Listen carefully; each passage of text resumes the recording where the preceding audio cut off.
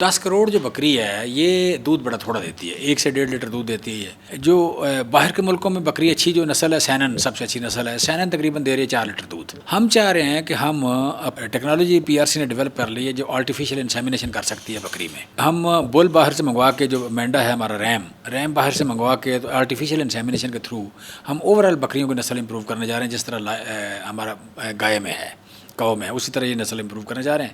وہ نسل ہم امپروو کرتے ہیں تو اس کا پرپز ہمارا یہ ہے کہ وہ گھر جو چھوٹے ہیں، جو غریب لوگ ہیں، جن کے پاس چارہ زیادہ نہیں ہے اور جنہوں نے گائے رکھی ہوئی ہے اور اس کو چارہ بھی پورا نہیں ڈالتے، وہ لوگ گائے کو ریپلیس کر دیں بکری سے. مڈل مین بہت زیادہ کمائی کرتا ہے اور فارمر کے ہاتھ کچھ نہیں آتا اور کنزیومر کو بھی چیز مہنگی ملتی ہے. اس کا ہم نے ایک بڑا یونیک پروگرام لے کے آئے ہیں، بڑا انوویٹو سا پروگرام ہے کہ ہم کسان مال قائم کر رہے ہیں. 900 کسان مال ہم قائم کریں گے پاکستان میں. 900 کسان مال، ہر 3 یونین کونسل میں ایک مال ہوگا. 5,000 سے لے کے 10,000 ٹن تک، 15,000 ٹن تک وہاں پہ اسٹوریج کیپیسٹی ہوگی اس مال کی. 10,000 ایکڑ پہ، 10,000 ایکڑ جو جہاں زمین کاشت ہوتے ہے، جہاں پہ کوئی فصل کاشت ہوتی ہے، وہاں ایک مال ہوگا.